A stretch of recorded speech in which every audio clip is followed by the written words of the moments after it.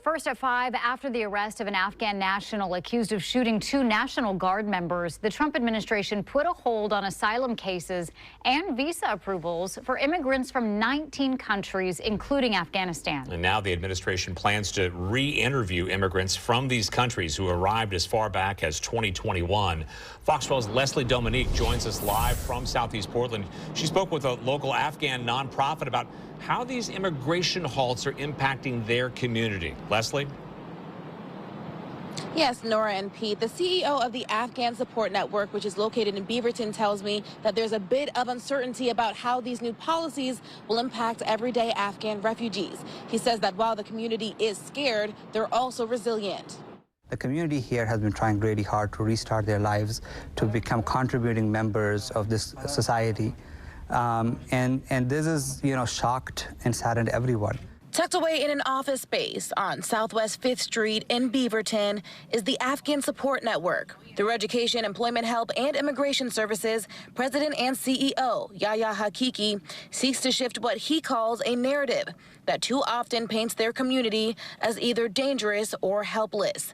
Recent decisions by the Trump administration have created new uncertainty. Last week, the Trump administration paused affirmative asylum applications and suspended visa approvals for Afghan passport holders. The crackdown came on the heels of the shooting of 2 National Guard members in D.C.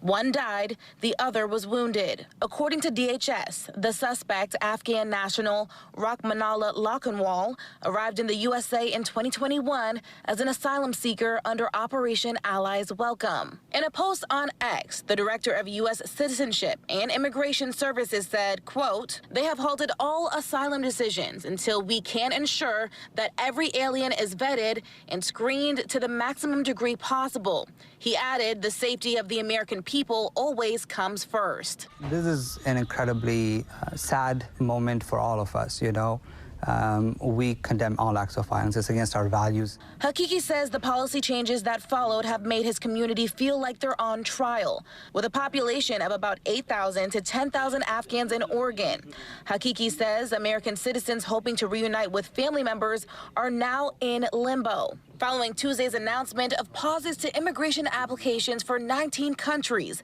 Afghanistan included, Haqiqi adds that interviews for asylum, green cards, and work authorizations are also uncertain. So this impacts people's abilities to work potentially. This impacts people's ability to put food on the table for their families. Ultimately, Haqiqi wants his community to be seen not as victims, but as contributors. These are doctors, educators, policemen. Across the country, there are folks that have already joined the Army. They're in the National Guard. Every day, I'm surprised at the ability that this community has. Given all of the challenges, given all of the struggles, that they show up every single day and they're succeeding.